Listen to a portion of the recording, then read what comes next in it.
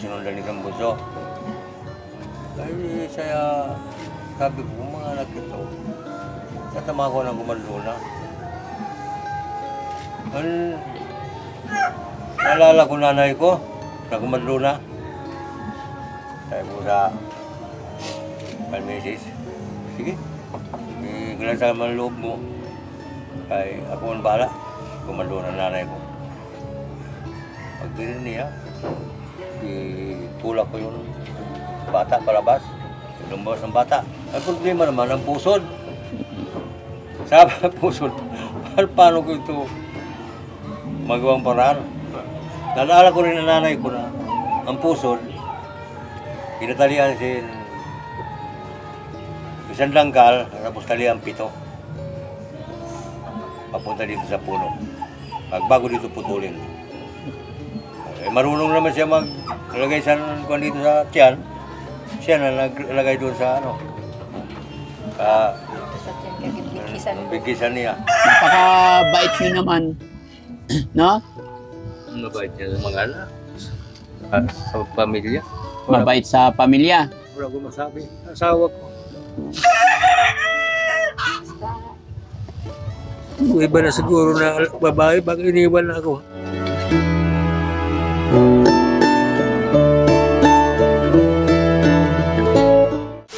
So yun mga kababayan, mga kabarangay, isang magandang morning sa atin lahat.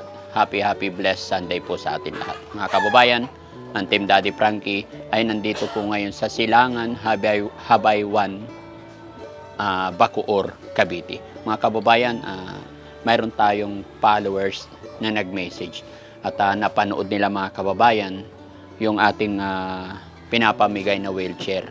At nagsabi sila sa atin na yung wheelchair nila is lumang-luma na at yun ay hindi na nila halos magamit. Kaya naman chinek ng Daddy Frankie yung area at eto na mga kababayan, dito na kami para kausapin yung lolo na humihingi ng wheelchair sa atin. Samahan nyo akong mga kababayan para lubos natin makilala itong followers ng Team Daddy Frankie na mabibiyayaan natin ng wheelchair ngayon. Tara, samahan nyo ko, buhatin natin. Dito lang muna. Hello, Tay. Magandang, anong oras na? Hapon na ba? Oo, alauna na. Magandang hapon, Tay. Kumusta po? Ito. Hirap na hirap talaga. Dahil sa pangyari sa akong buhay. Dati nagsimula ko pag trabaho ako sa Quezon City. Kasama kong dalawa kong anak, ang kambal, panganay. Naramdaman ko lang na mabigat ito na akong dalawang talampakan. Opo. Kaya yun, sige pa rin na akong trabaho.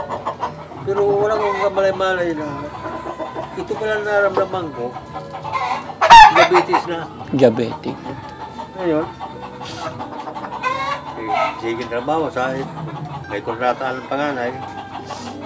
Ako man ang finishing carpenter niya. Sama ko.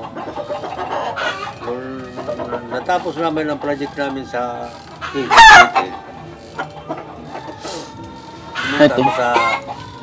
may project naman kami sa Mindoro. Pumunta ko sa Mindoro. Renovation. Ay, hindi kayo binakbak talaga yung buong bahay tapos nagpinibago kami ng ilaw. Ayun. Nagalinis ako sa mga yero, tapos mga alam rin. Yung tatapon na kuhan ko, pinatabi ko. Ito. Pagkaaga sumabot ng lubo. Ginawa ko, nagalaman ko ng nipin, kinatir ko. Nabukasan, nung pumasok kami, hindi ko na talaga kaya. Ang ginawa ni Kambal, umutang ng pera sa amo namin, umuwi ka papa. Ay, delikado yung diabetes. Pagdating dito, nagpa-doktor kami yung diabetes talaga. Diabetic talaga. Diabetes talaga. Ngayon, hindi alam ko na diabetic na ako. Ay wala akong ibang hanap buhay kasi hindi man ako nakapagtapos. Amo talaga, pero nangungontrata pa ako. Itong problema, pag makaapak ko sa mainit, nalubo ito. Halos 2 buwan naman yan, nagpagaling ko. Matanong ko lang tayo, ilang taon na po kayo? 64. So, ang trabaho nyo po talaga, karpintero po. Carpintero. Bakit po nakagwantes na yan? Sa kuwan siguro sa diabetes, komplikasyon. Parang hindi ko nakaramdam na nakahawak ako. Walang... Lagi ko siya lagi ang singkontis. Bakit wala yung daliri sa gitna tayo? Ito na no, di... Pagkata gumaling na ito, may tumawag sa akin sa therapy. Nag-repair ako ng gutter, bubong. Ang ginawa, ano na kong helper, ito, si Buso. Helper. Kaya may nakapasok, tayo po, hindi ka pumasok ka. Siguro si Mrs. yung trabaho, ay mahusay din yan sa karpintero, Mrs. ko. Kaya mo, sama tayo. Alam kita ng 500. Sama siya. Ako 900, nasa out kami ng araw-araw ang 4. Naramdaman ko, yung luwas na yun, parang masakit dito. Nakasapatos ako, masakit. Sabi ko sa amo ko, ma'am, hindi ko kaya. Pauwi mo na ako. Sakit talaga, namamaga. Nagpahinga ako isang linggo. Pag isang linggo, sumabog yan. Pumuputok talaga? Kaya pinaputol na lang? Hindi, iba ito. Ito, sumabog to. Ngayon, ang ginawa ko, doktor. Kalabas ako sa ospital isang buwan bago ito na-operahan. Magaling na ako. May sugat pa yan, sir. Ay, bahay sa ako ng kapatid. Natin ko. Yun din. Nagawa at saka amahalan ng singil doon. Naawa naman ako. Sige, kung palita lang. Naulugan nila ng galo. Tapos ugasan ko, gamutin ko. Ang galing na. Dito naman sa Andrea, kabahay sa lang ako. Nagawa ko ng lagdan sa third floor. Pagka baba ko, kaya wala pa rin stopper, wala pa namakan. Pagka baba ko, padulas lang ako. Ang kanan ko na pa dito, lumubo. Lumubo yan. Lumubo yan. Tinanggal ni Mrs. ang balat. Ako kay sinipsip ng diabetes. Lumambutan nila rin. Buwan naman sa ospital. Magaling na, naka-recover na ako. Tinawag ako sa nalako, mag-tiles. Pagkuhan ako nakadragan. May bagong pulan doon. Pulan. Nanood ako, pumunta ako. Natinig ako sa pako. Halos dito sa halimbawa dito sa kuwang ko. Halos hindi nga makadugo. Pinabayaan ko lang. Pag-2 araw kahit sabi na may nakatake na ako. Nag-5 araw. Ayun. Bininis hospital. Pagdating namin sa hospital, wala naman na operasyon na tawag nyo nagkapan sa mga pag-renovate. Gusto ni Mrs. dalhin ako sa Siriye. Sabi ko, malayo doon. Mahirap. Ay hindi ko pala alam, malayo pa ako. Habang tumatagal, talampag ang inangat-ngat na. Inabutan pa ng Lubimbiro, inabutan pa ng January. Abutan ng January, saka ako na sa doktor ulit. Hindi talaga kaya. Ayun, putol na talaga. Putol na. So mula nung naputol tayo, dito na lang kayo sa bahay? Oo, dito na, bahay. Kung walaga ko pa, ako lang ang manok. Mga manok ko. Masaya na ako, walinig ko lang mga tulaok nila kutak. Kaya pala may mga manok. Para hindi ako putol pag narinig ko mga ano. Pero pag maalala ko talaga ito, hindi ako talaga makasino. Iyak talaga ako, kahit anong oras. Pag maalala ko, putol, ito ang pinakamalakas mo. Opo. Ito halos hindi ako makatayo. Ito lang hindi ako makatayo. Pero ito, may pinakamalakas mo. Mabuti na lang ito na putol. Huwag lang sana ito. Ilan po anak ni tatay? Ano lang namin talaga siyam. Oo. Matay na yung tatlo. Awa pa.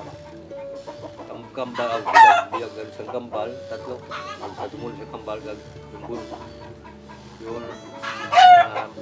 So ngayon tay, syempre, dati nung okay pa yung kalusugan mo, kakarpentero ka. Ngayon po, paano ng source of income nyo po? Paano na yung panggastos nyo araw-araw? Saan kayo nakakuha? Misis, nagkukuha sa akin. Bigay mo na ako ng mga anak. Ako din talaga ako makapasok pagtrabaho. Opo, hindi na. Dito sa bahay, trabaho ko ito. Kami ni Misis, hindi kami pinagpunta. Tapos kailangan nyo pa ng maintenance ngayon. Ano po? Tuloy-tuloy na ba yung maintenance niyan? Tuloy talaga. Ano ba trabaho ng asawa nyo po? Naglalabada si Misis. Naglalaba. Asan po siya ngayon? Ay, nandyan sila. Tawagin mo. Tawagin si nanay. Upo ka dito, nay. Kausapin din natin si nanay. Ilang taon na po si nanay? 66 na po. 66. Oh, hindi pa halata. Anong trabaho niyo po? Nalabada po ako. Naglalabada. Oh. So, ngayon, may labada. Wala naman. Galing po ako, nagplansya. Ah, plancha naman. So, pagka laba, plancha naman. Mula noon hanggang ngayon, yun ang hanap buhay niyo po. Kumusta naman kita sa paglalaba? Kaunti lang. Kapag uusapan namin sa akong amo, pag magustuhan nila na akong presyo, sinusunod ko, hindi lang, tatawag din sila. Ah, tatawag. Kadalaba ko, 500, 300. Ano, makamintinas lang to. Yan, pagkahapag, wala na makainom.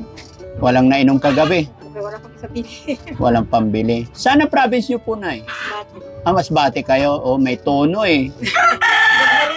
Tagal tuloy-tuloy. Hindi ka marunong okay lang po yun. Okay naman na eh. Kaya lang, hindi maganda yung lagay ni tatay, no? Oo, akala ko nga ni, pinainom ko yung lagabisin ang moxicillin. Inutang ko sa may tindahan na dinaanan ko eh. Opo. Ah, amoxicillin. Kaya nakaritruber siya kagay na. Kaya nagtatrabaho ko, nag-aalala ako kung gusto ko mauli agad. Pakain nga ako ganyan sa aming kain ko. Tumingin, alala ko wala ko. Pinapakain ka. Hindi ka na kumain dahil gusto mong maalagaan. Kung nandito mo, inawianan ko ito. Opo. Kaya nagtrabaho man si Taroy doon. Napakabait nyo naman. No? Mabait niya sa mga anak. Sa pamilya. Mabait sa pamilya. Wala ko masabi. Asawa ko. Iba na siguro na babae, bakit iniwan na ako? Hindi na akong sitwasyon. San sibuso Ganun naman talaga sa mag-asawa, tay. Siyempre, hindi natin alam ang mangyayari sa atin. Kaya pinaka-the best talaga, habang malakas, talagang magmahalan. Ano po? Kasi yung iba mga pag magparamilya, pag medyo masama na sitwasyon sa lalaki, iwanan na, pati mga anak, iwanan, pero si Mrs. Habang buhay, hindi kayo magkahiwalay. Opo. Kaya masyerte ka pa rin tayo, no? Kahit ganyan. Sabihin natin, mahirap yung kalagayan mo, pero kasi marami namang, gaya ng sinabi ni tatay, marami na ganyan pagka naging hindi maganda yung lagay, possible, iniiwanan, no? Kaya mas lalong kawawa.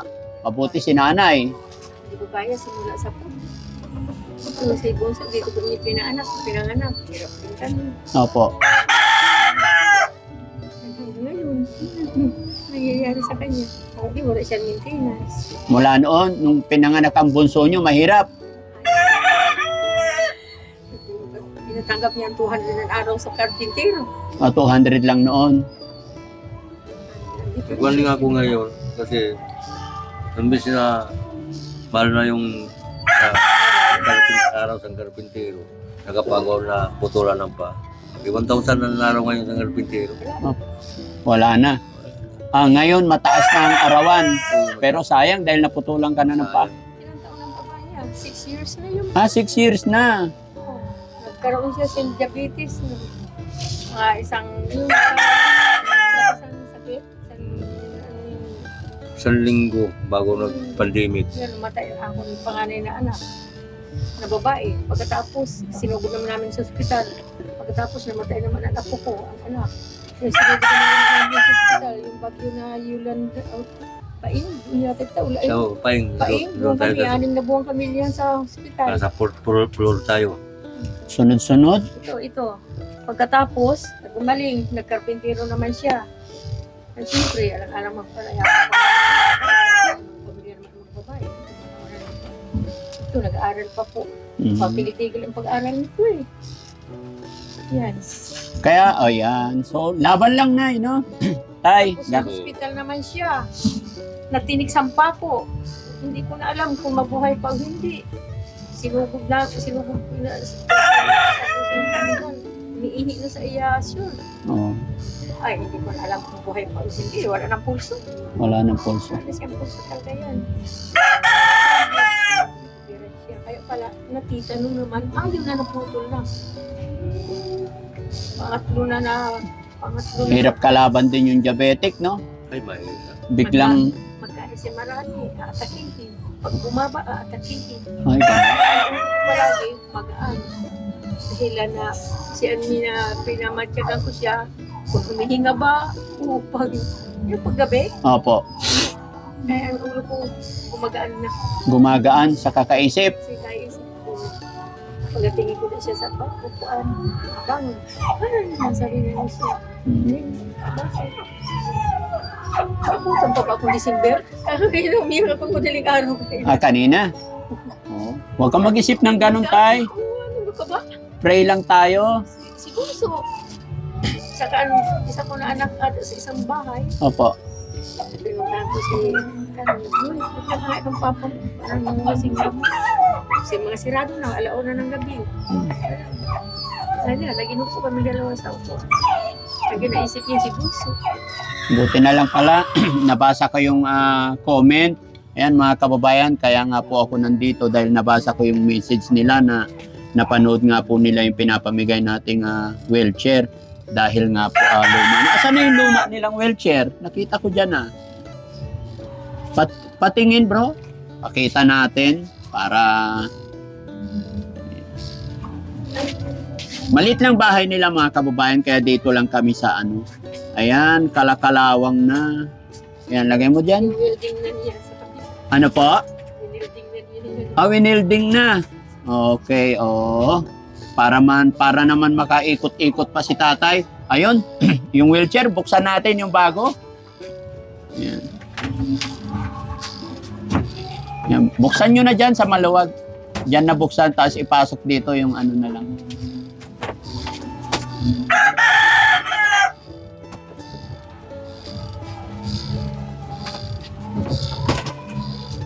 Kumpleto kami ngayon dito mga kababayan. Kasama rin namin si Angel, the lady mechanic. Yan, tulong ganyan. Kaya mo yan. Yun. 1, 2, 3.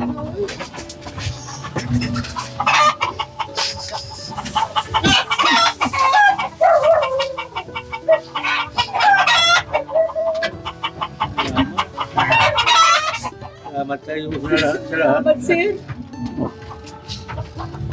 Uy, ang pinapangarap mo na lang. Pinangarap ko na, di ba? Na magkakaroon ka sa sir. Ano na mag-iyak. Pa-check up ko sana bukas siya. O pa-combine ko. Ganyan, paano yung wheelchair mo? Wheelchair ko. Sige, may broker ka na. Dito ka sa aking likod. Ano yung ganda, Roy? Pwede ba natin ilipat si tatay? Kaya?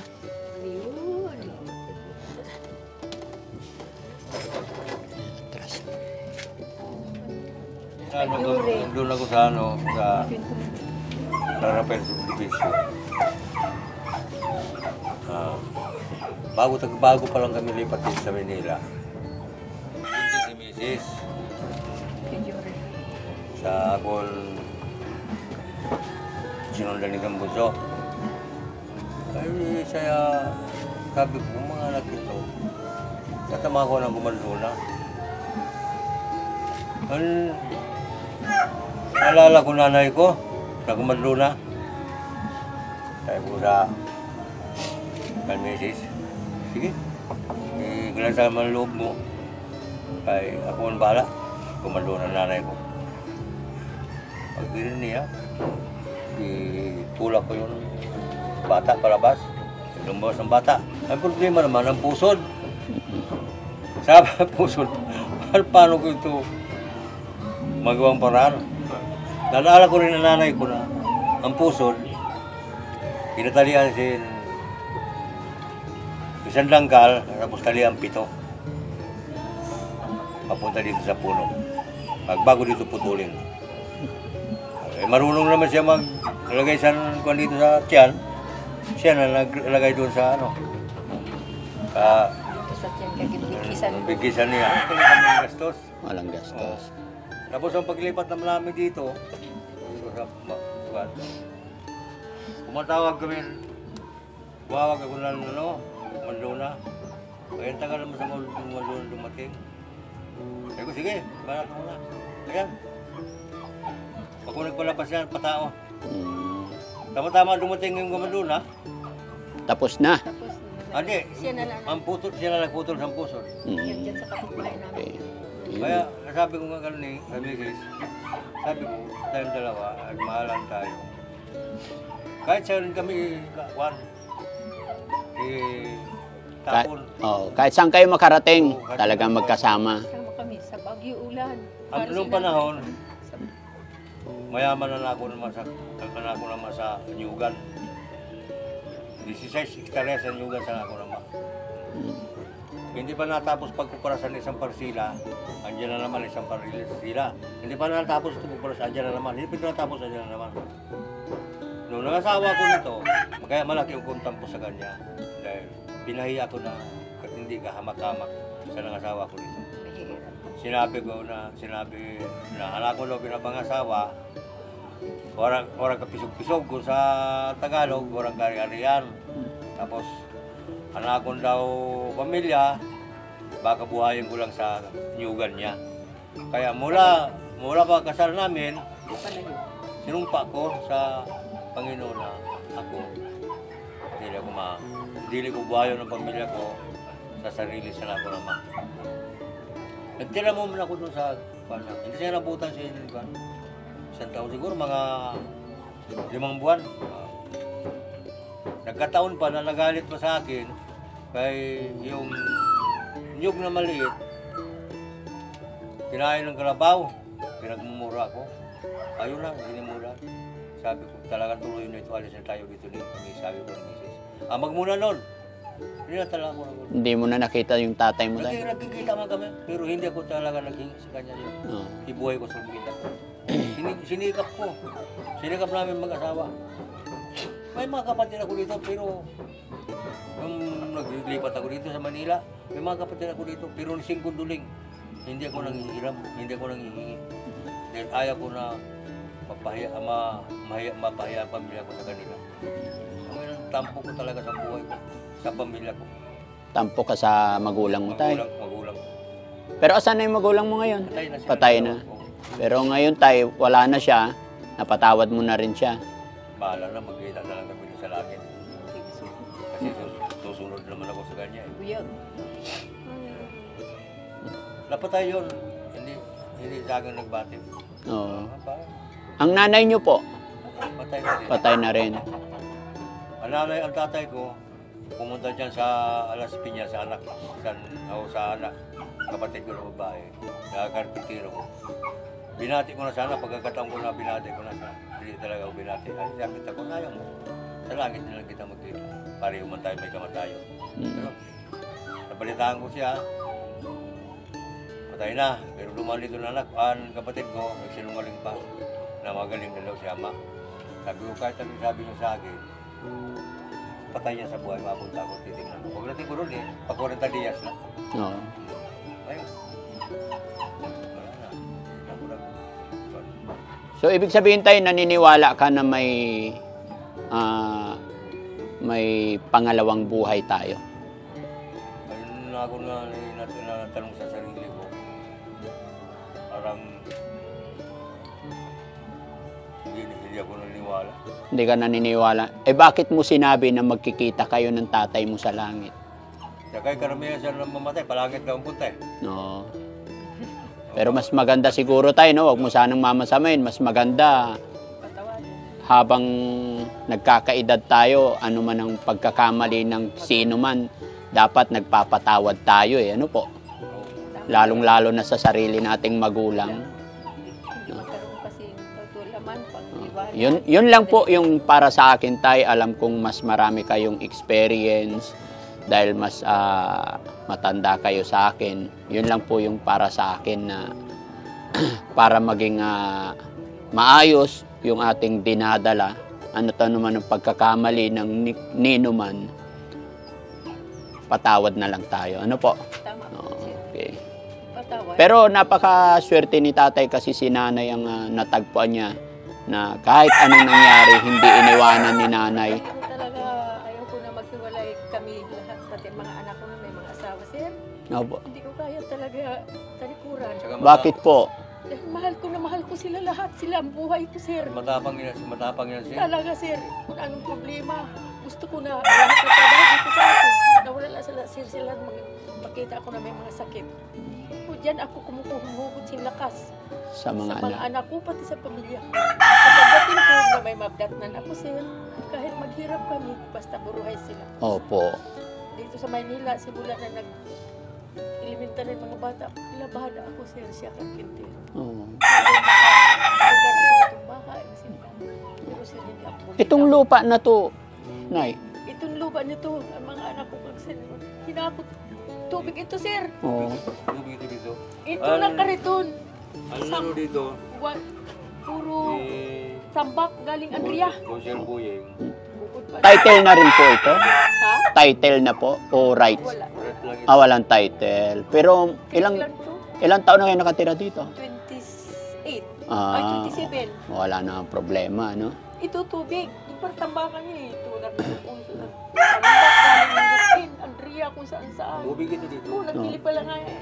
Yung supra ko sa akong labada, 100. Pumili ko sa ako. Yung pinatambak ko dyan. Ay, Kahit wala pero akong makain. naputulan na ako. Yan, wala na. Nagaputik-putik dyan. Ano ang magkatag mong wheelchair kung putik? Butik yan na po, sir. Oh. Patapakan niya. Siminto. Tulong-tulong kami. Inada na, kung ang layo, sa ginupang kong panambag ng mga karapatid. Yun mga kabarangay, no? Sa hirap ng buhay, nakita nyo po kung gaano kasaya si tatay at saka si nanay nung makatanggap sila ng wheelchair. Kaya napakasaya ni Dati Frankie dahil sa pamamagitan ninyo ay nakatulong tayo sa ating mga kababayan. Dahil ayon nga po sa kanila, matagal na nilang pangarap na makabili ng bagong wheelchair. Pero dahil sa pamamagitan natin ay hindi na sila bibili. No? Kumusta ang pakiramdam na nung may wheelchair na po? Maluwag na luwag po sa akin. Saya talaga. Saya na saya ako po, sir. Mm. Linuluha ko ang saya ko, sir, kung saan punta. Sana maging masaya kayo sa Christmas, no? Sa Paskong ito. Kasi masaya ako, pati makita. Kasi bunso kayo lahat mo magdito kayo. Oo. Lahat kayo ng mga anak ko.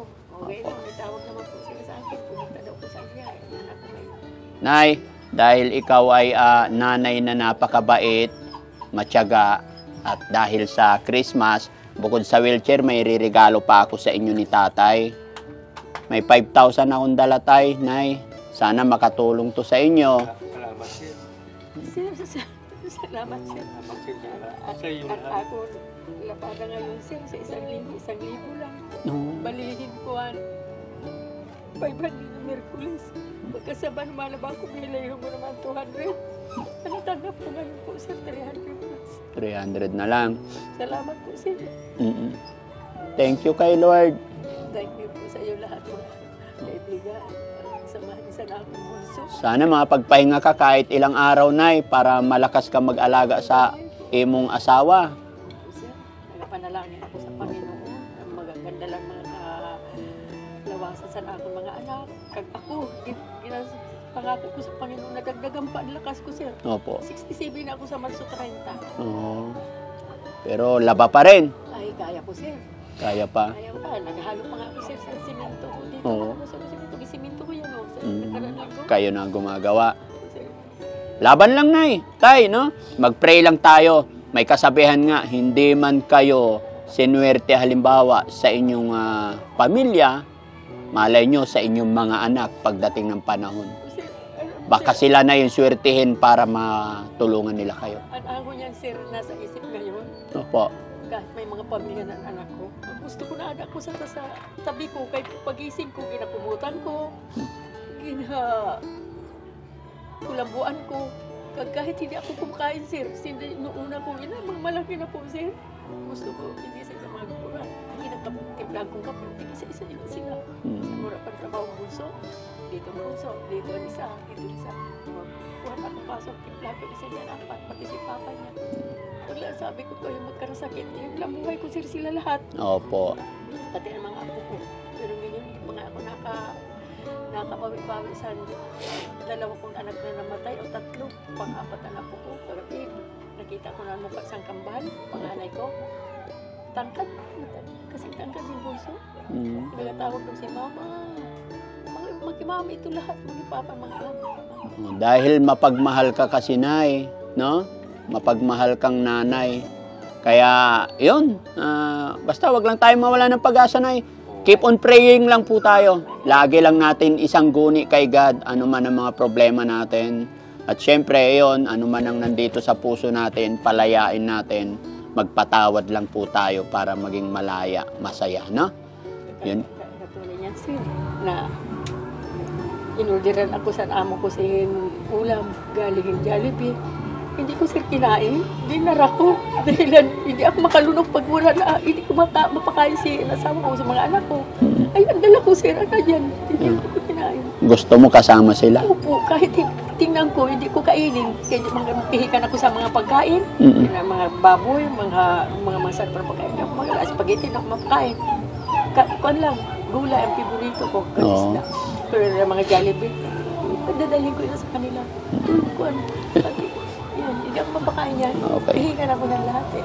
So, ayan, mga kababayan, mga kabarangay. Tay, Nay, maraming salamat. Masaya ako kasi natagpuan ko kayo rito. Sana po napasaya ko kayo sa araw na ito.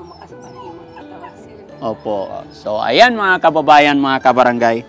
Maraming salamat po.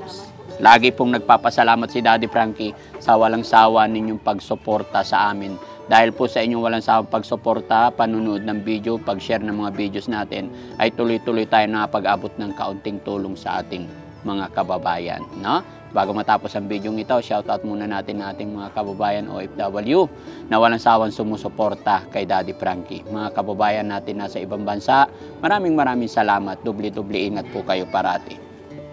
Ganon din po sa Team Rise Above, headed by Tita Hanes. Mabuhay po kayong lahat. At syempre, papasalamat din ako kay Angel, the lady mechanic. Angel, dito ka. Pasensya na. Yan, kasama namin. Kahit na busy si Angel, naisipan niya pa rin sumama sa amin. At ginabayan kami sa areang ito. At kaya ako'y nagpapasalamat kay Angel. Hindi siya nakalimot sa Team Daddy Frankie. Ayan. Madalang lang makasama si Angel, mga kababayan, dahil po siya ay nag-aaral. Pero pag gaya nito, linggo po, kaya napasama sa amin. Angel, kumusta ka naman? Ayos naman po. Kumustahin mo yung mga viewers natin? Mga kababayan, kamusta na po kayo? Sana palagi kayo nasa mabuti. Mag-iingat po kayo palagi. Yun. Kaya maraming salamat sa Team Daddy Frankie. Lagi kami nagkakaisa at gabayan din sana kami ng Panginoon. Bye-bye po. Thank you po.